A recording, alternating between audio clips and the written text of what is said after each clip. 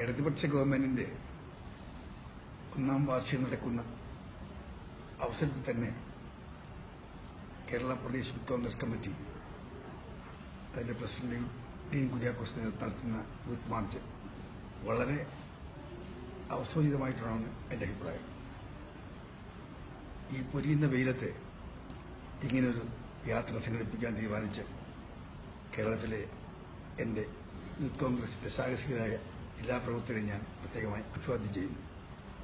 ഒരു വർഷത്തെ ഭരണം കൊണ്ട് തന്നെ കേരള ജനങ്ങളാകെ ഇന്ന് ദുരിതത്തിലും കഷ്ടപ്പാടിലും ഭീഷണിയിലുമാണ്. കഴിഞ്ഞൊരു വർഷം യഥാർത്ഥത്തിൽ ഭരണമില്ലാത്ത ഒരു വർഷമായിരുന്നു. എല്ലാ രംഗത്തും ഒരിടിപ്പ് വികസനങ്ങളും നടക്കുന്നില്ല.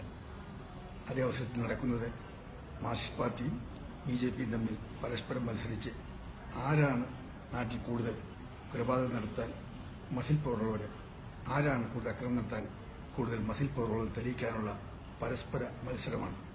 കേന്ദ്രം ഭരിക്കുന്ന പാർട്ടിയും കേരളം ഭരിക്കുന്ന പാർട്ടിയും കേരളത്തിൽ ഏറ്റവും കൂടുതൽ സമാധാനം പുനഃസ്ഥാപിക്കാൻ ശ്രമിക്കുന്നതിന് പകരം പരസ്പരം മത്സരിച്ച് കേരളത്തിൽ മിക്കവാറും ദിവസങ്ങളിൽ രക്തപ്പുഴ ഒഴുക്കിക്കൊണ്ടിരിക്കുകയാണ്.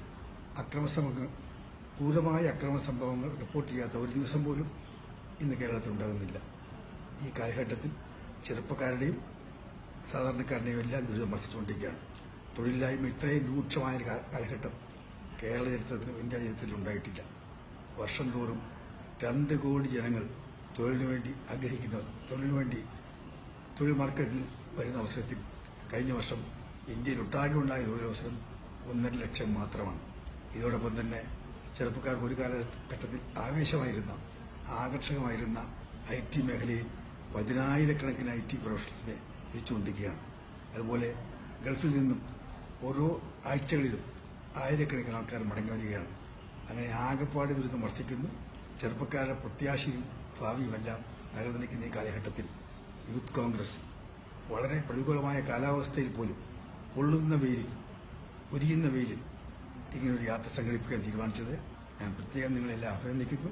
തിരുവനന്തപുരത്ത് സമാപിക്കുമ്പോൾ ഈ യാത്ര കേരള സർക്കാരിന് ശക്തമായി താക്കീത് നൽകുവാൻ സാധിക്കുമെന്ന് ഞാൻ വിശ്വസിക്കുന്നു. ഈ ഗവൺമെന്റിന് ഒന്നാം വാർഷികത്തിൽ അതിശക്തമായ ഷോക്ക് ട്രീറ്റ്മെന്റ് നടത്തുവാൻ യൂത്ത് കോൺഗ്രസിന് കഴിയട്ടെ. യൂത്ത് മാർച്ച് സമാപനം കേരളത്തിലെ ചെറുപ്പക്കാരുടെ എല്ലാം പിന്തുണയോടുകൂടി ഏറ്റവും വലിയ ഒരു കൂട്ടമായി മാറുവാൻ ഇടയാകട്ടെ എന്ന് ആശംസിക്കുന്നു. ഒരിക്കൽ കൂടി ഡീൻ കുര്യാക്കോസിനും കേരളത്തിലെ യൂത്ത് കോൺഗ്രസിന്റെ ഊർജ്ജസ്വലരായ പ്രവർത്തകന്മാർക്കും എന്റെ ഹൃദ്യമായ ആശംസകൾ, അഭിനന്ദനങ്ങൾ അർപ്പിക്കുന്നു. നമസ്കാരം.